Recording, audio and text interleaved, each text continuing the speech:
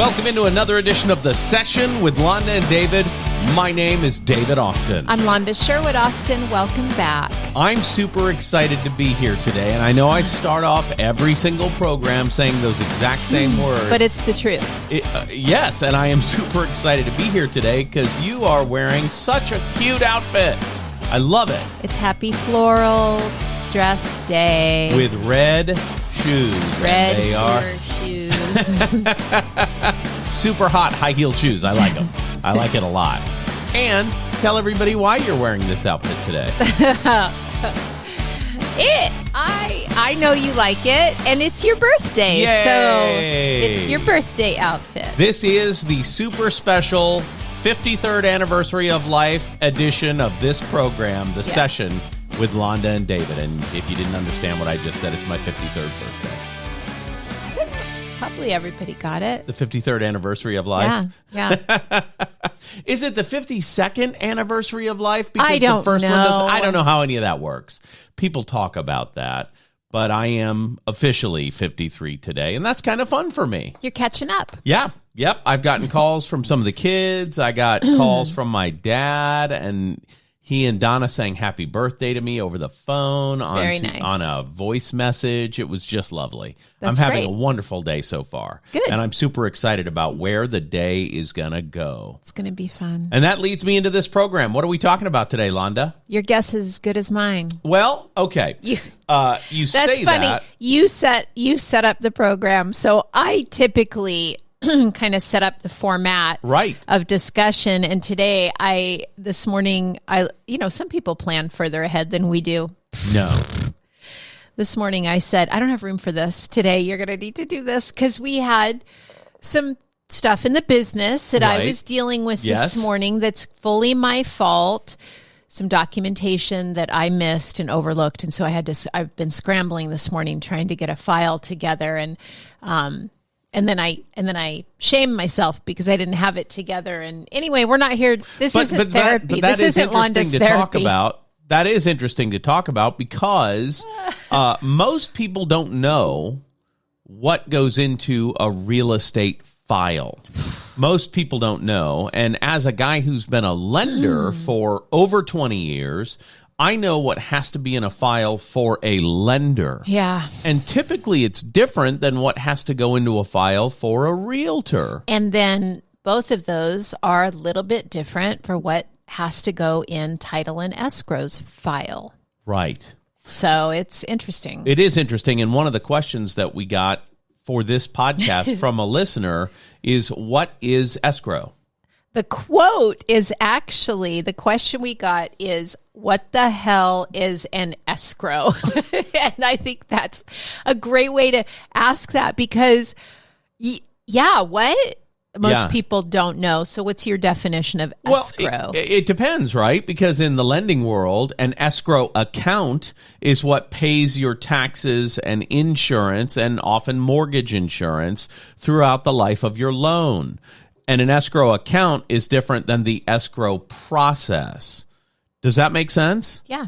So, in your estimation, what in the hell is the escrow process? Well, they just asked what is an escrow, and for me, my answer would be escrow is the entity, the people, and the process that close the transaction. Okay. And I tend to oversimplify things for my clients. Sure. If they wanted more of an answer than that, I would probably refer them to our closing escrow officer for further explanation, because I believe in letting the expert be the expert. Yeah, and I have always preached, if you've worked with me over the last 20 some odd years, you've heard me say the words success team. Yeah. I say success team over and over and over again because I'm not successful just because little David Austin has special skills. I do have special skills. Sure. But I have people that I work with closely who also have their own set of special skills. And those people are my success team. Mm-hmm. And, escrow and title are big parts of the success of a real estate and mortgage business, which we do. So we bring the lender brings all of their part of the transaction. Right. The realtors bring all of their parts of the transaction. The escrow is who has to put it all together and actually get it across the finish line. Sure. And they're vital. And escrow officers are people who follow lenders' instructions and act as a third party, a disinterested third party, to make sure all of the final steps of the process from clear to close to recording of documentation is filled out. Right. Carried out. So that's why having a good escrow success team partner is important. Mm-hmm. Yeah.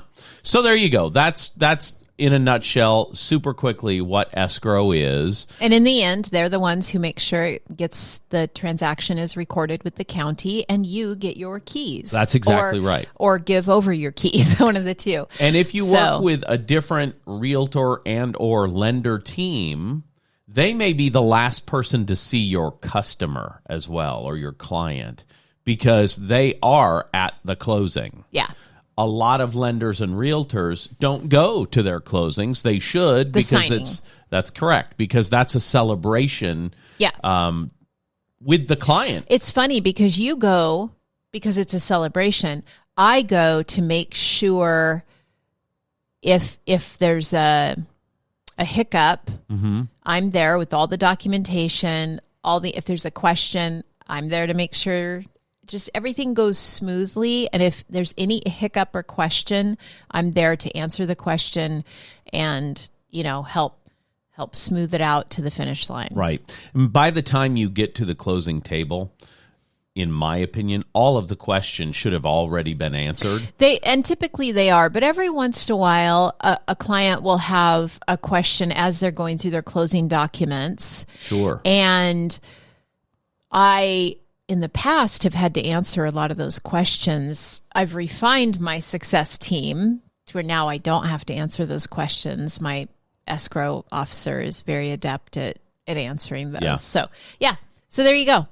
So if you want to know more about this process or how to close a home successfully with the least amount of stress, you can go to SherwoodAustin.com. That's SherwoodAustin.com. Your one-stop shop for lending, real estate, this podcast, whatever you're interested in that we're doing, you'll find it there at SherwoodAustin.com. Yeah. And that's the only plug I'm going to do about that. What other questions from the listeners do you have today, Londa?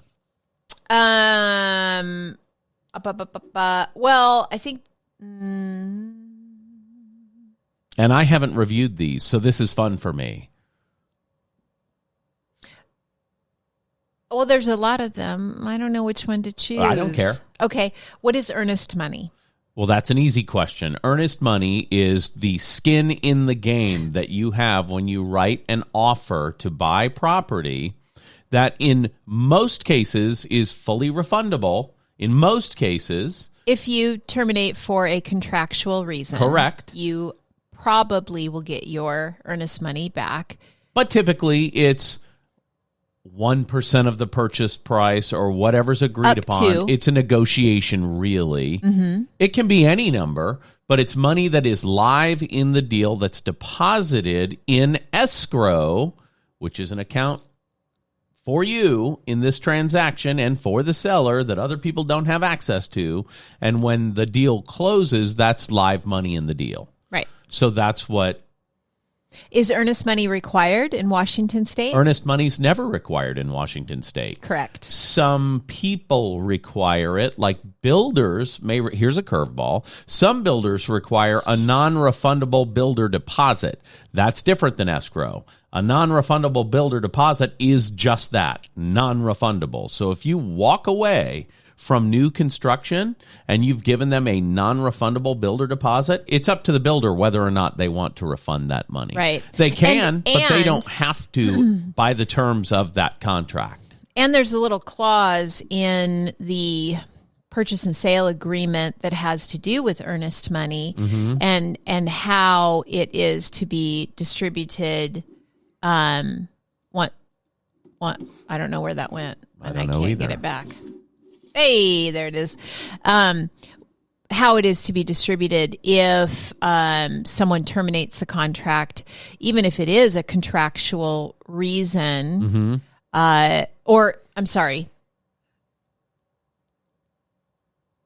if the buyer terminates the contract for a non-contractual reason, right. It's 2 days before closing. The buyer says, "You know what? Nah, changed my mind.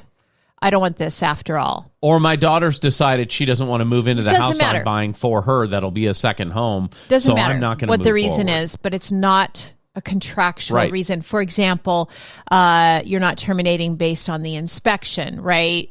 Or one of the other contingencies that were part of the transaction. You just decided. Meh. Right. Well, buyer, you're not getting your earnest money back. I got news for you. Right.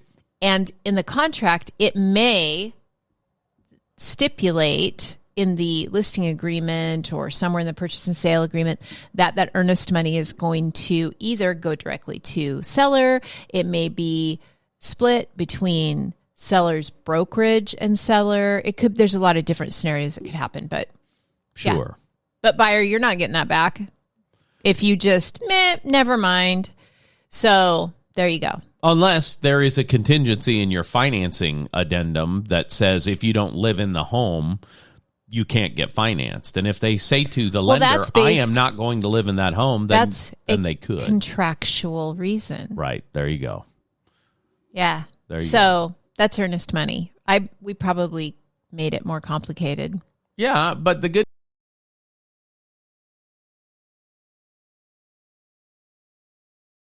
Yeah. It's always in the deal. If you put down $3,000 worth of earnest money, you now have $3,000 of live money in the deal. And that goes toward maybe your closing costs or your down payment or your down anything payment dealing with the deal. Things. Yeah, absolutely. Yeah. Absolutely. Yeah. Okay, that was good. I like that. So we've gotten a little real estate conversation out of the way. What's going on in the real estate market, Londa? It is an interesting time. Okay, tell me more about that. It's a very interesting time. It's a little bit of the wild, wild west. Okay. Nothing really makes sense right now. How many times have we heard that in the last 10 years? I don't know. This lot. Is the first time I'm feeling it. Right? Okay, tell me more about that. Well, normally I just say to people like, it doesn't matter what's going on out there. In here, in my brain and in our business, we're not affected, right? My mindset certainly isn't affected, but my business certainly is right now. Tell me what you mean by that. Well, it's a little unpredictable. Okay. The market. It's a little, you put a listing up and it could go in one day for over asking price. Or you could be on the market for 90 days and have to reduce. And there doesn't really seem to be any rhyme or reason to that. Now, we haven't had to do that with our listings, sure, thankfully. But watching the market, it's just wild. It's all over the place. And I'm just going to say it. I've been saying it to people. If we could get 5 minutes of stability from the leadership of our country, that might help. Yeah. It might. Honestly, the administration is wackadoodle. What is going on? I don't even understand. It's just all over the place. So I think the volatility of the administration of our country does not help the real estate market right now. So I think if we could get some feeling, even a feeling of stability, people would kind of take a deep breath and relax. People are being more cautious. They're not jumping as fast into and out of things. There's just this real kind of sense of hesitation. And is this based on market data or is this based on feeling? Both. Okay. Mm-hmm. Okay. Yeah. That's interesting. And conversation I'm having with other people in the industry. Sure.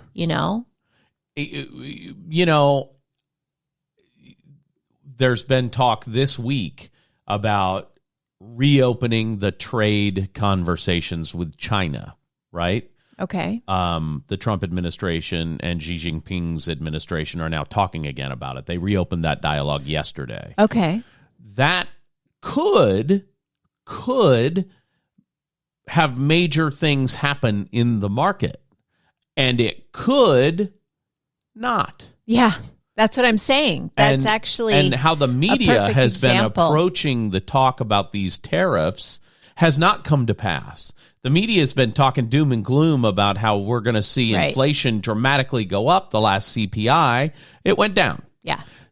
There's going to be another CPI released tomorrow. What's CPI? The Consumer Price Index. Thank you. And when it's released tomorrow, we could see inflation spikes based on what the media has been talking about with these tariffs. However, none of the tariffs have affected major trade in groceries at all.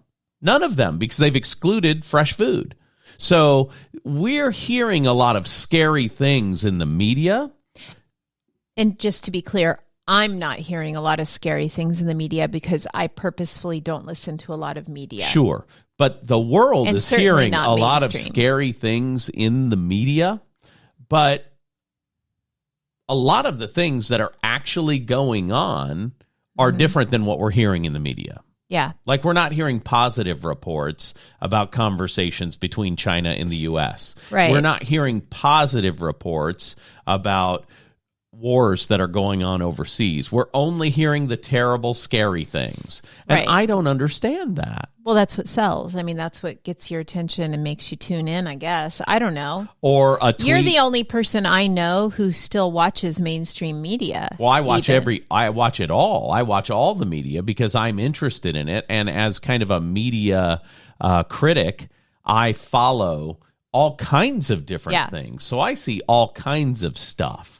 And, you know, for the most part, very little of what happens in the news happens to the viewer. Yeah. Very that's little very true. of what happens to the viewer. And when we had our radio show, ran into business owners who were like, I had to stop listening to the radio and stop watching the news because of all the craziness. Do you remember that? Yeah.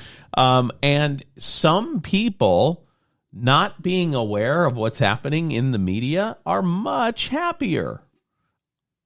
Like you. I'm one of them. I like it because I think it's fun. I think I watch the news like people watch football. I used to, and then it started affecting me in pretty negative ways. And I just thought, that's what I'm talking about. what? News fatigue is a real thing. You know, I keep my information circle pretty tight. Mm-hmm.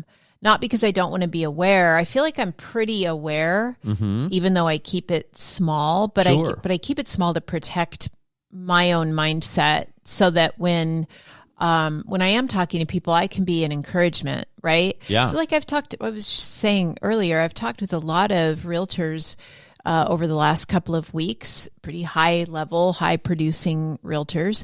And we've spoken very openly about what's, our struggles in the market. And I like being that voice of reason and a voice of encouragement, talking about, if you have a growth mindset, you're going to be in a place of growth. And if if it used to take you 8 phone calls to get a response, now maybe it takes you 12, but let's get in there and hustle and do it. And, that kind of thing. And I think if I fill my brain up with too much of the media, I can't be in that place. I gotcha.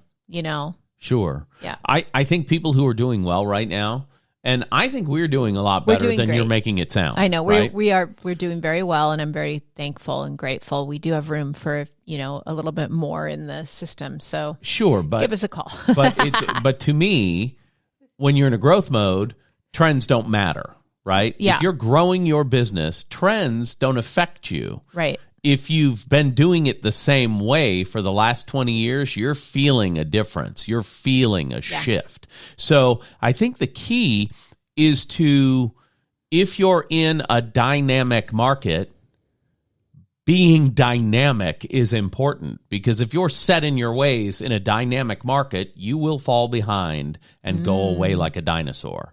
You need to be fleet-footed in a dynamic market. And every day when the administration can go on TV and make fun of something, and now it's national news coverage, and all of the pundits are saying the economy is going to implode, you need to be fleet-footed. Yeah. Does that make sense? Of course. So that's why I think we're doing well, because we are fleet-footed. We have a member of our team who is a Gen Zer.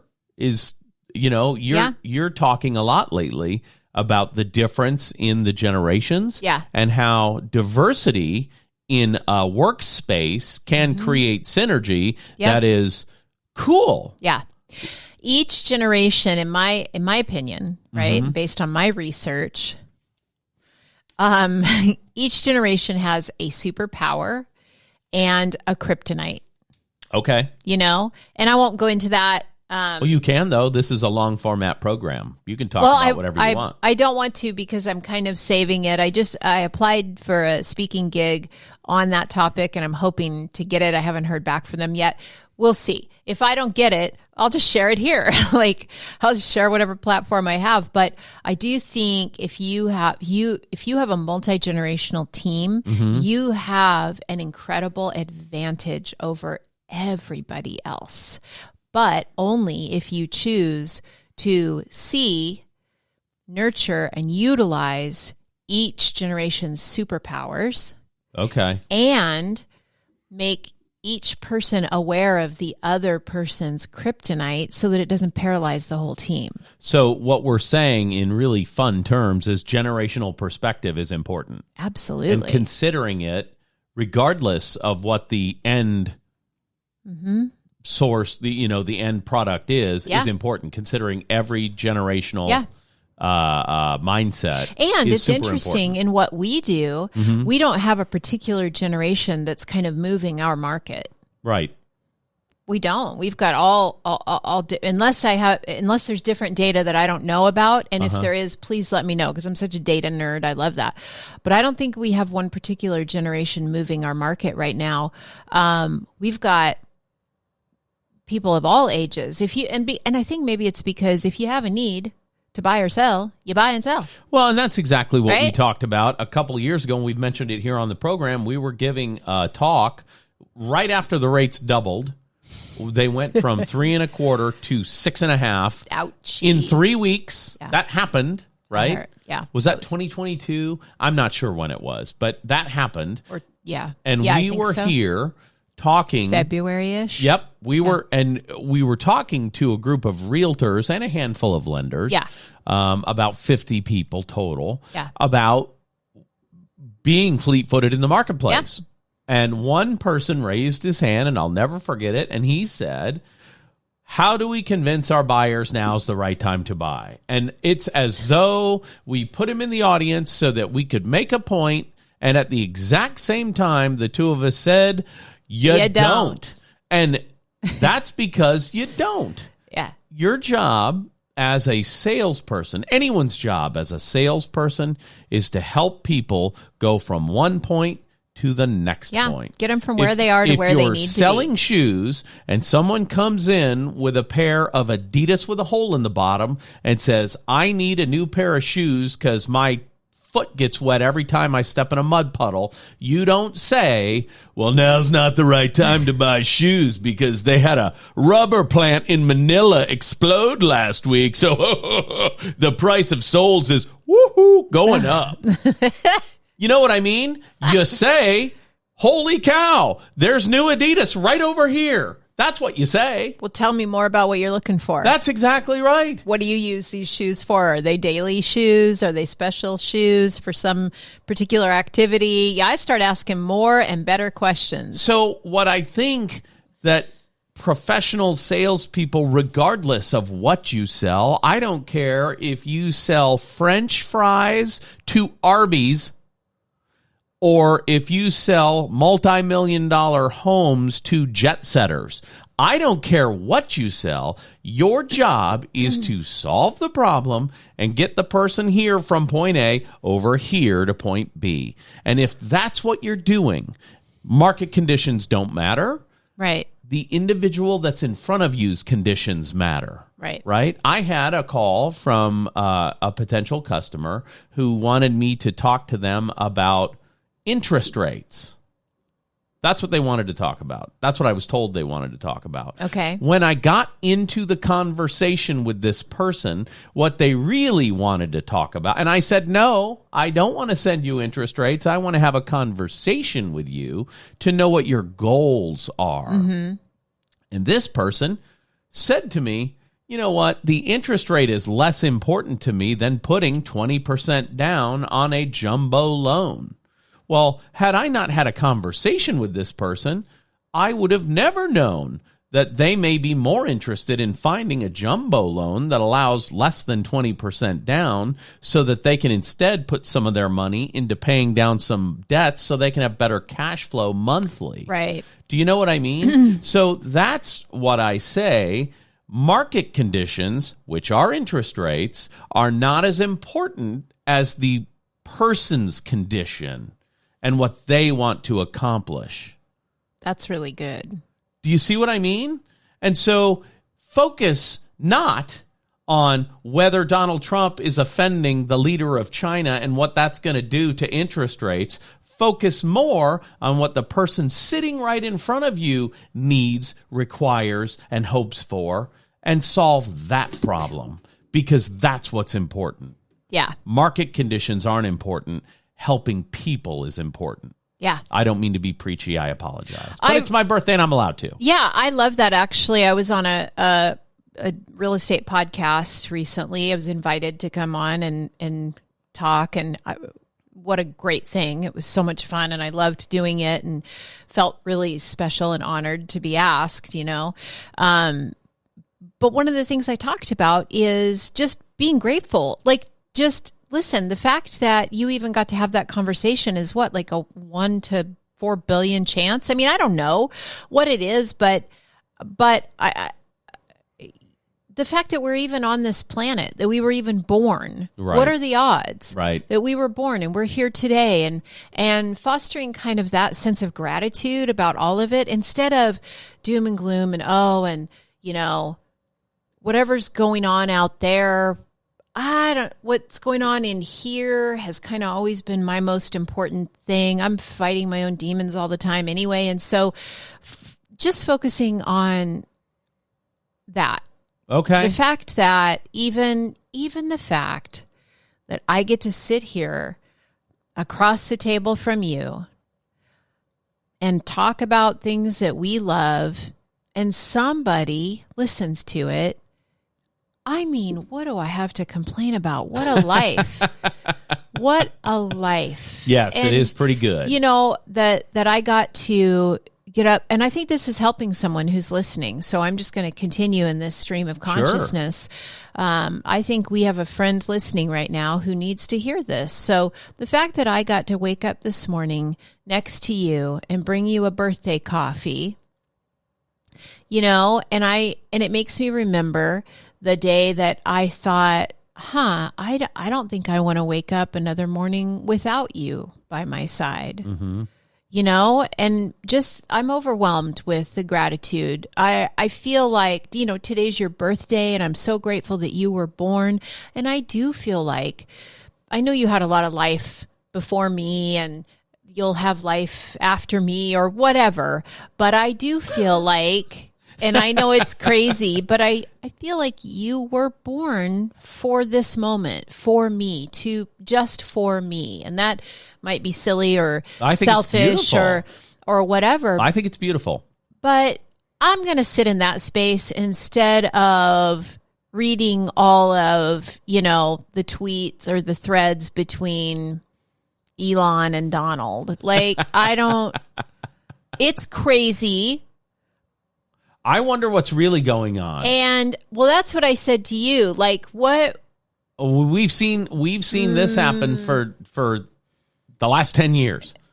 Well, look over here. Don't look over here. Look over here. Yeah. Don't look over here. And so, because of that, I'm looking right here. Right. We met with both our accountant and our mentor yesterday. Yes. Different people, but same day. Yeah. What a day. Yeah. You know, and so I'm pretty focused up on what we've got going on and our future and what we're going to do over the next 5, 10, 15, 20 years. Right. You know, and what we're building. And so I'd encourage you, if you're listening, to like get your mind right and keep your grind tight, as Mateen Cleave says. You know, I really believe in that. I think today is the day to, you know, do that. And if you need a little boost, give one of us a call. Our phone numbers are everywhere. You can just call us. We'll take 5 or 10 minutes to pump up your tires and put out your fires. I like that. Where'd you get that? Pump up your tires and put out your fires. Yeah. I think it was about 1996. I went to a Mary Kay conference. Okay. And I heard one of their national sales directors, Gloria Mayfield Banks. Okay. Who I don't think is part of that company anymore, but it does a lot of motivational speaking and different things. You can find her on social media, Gloria Mayfield Banks. And she was giving a talk, and she was talking about not wasting your time on people who are drama and suck the life out of you, and you spend all your time pumping up their tires and putting out their fires. I love that. And so she was talking about that. But you know what? There is a moment to stop and help pump up somebody's tire. I think there is a moment for that. Well, there's a moment for that, but there isn't a career interval for that. Let's go. Does that make sense? Let's go. I don't think we're going to do better than that. I don't think we will either. All right. Happy birthday. Thank you very much. It's a joy and a blessing waking up next to you every day, too. And I think it's awesome. And I love your slutty red shoes and your beautiful floral dress for my birthday. Love it. Is there anything else you want to say here at the end of the program? There's nothing left to say. For Londa, Joanne Sherwood Austin, the prettiest girl in the world, I'm the birthday boy, David Austin. And this has been another edition of The Session with Londa and David. We can't wait to talk to you. You can call me right now. You can call me today at 509-438-3125. Let me give you that number again. 509-438-3125 if you need somebody to pump up your tires or put out your fires. We'll talk to you next week. Bye-bye.